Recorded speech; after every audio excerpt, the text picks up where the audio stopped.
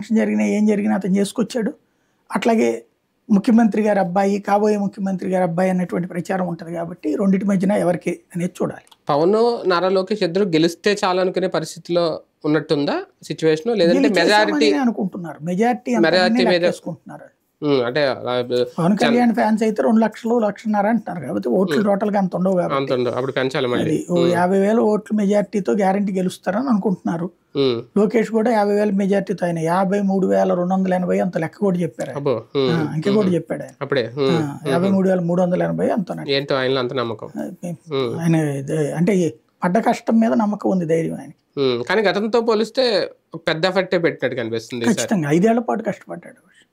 5 ఏళ్ల పాటు ఇంకా అదే అంటే ఇంకా డూ ఆర్ డై. ఇప్పుడు కనుక ఓటం పాలైతే ఇంకా నియోజకవర్గం చూడరేమో మేబీ రేపొద్దున్న. చంద్రబాబు గారి శపథం ఒకటి గుర్తుపెట్టుకోవాలా, ఇంకా ఇప్పుడు అవసరం లేదా? సీఎం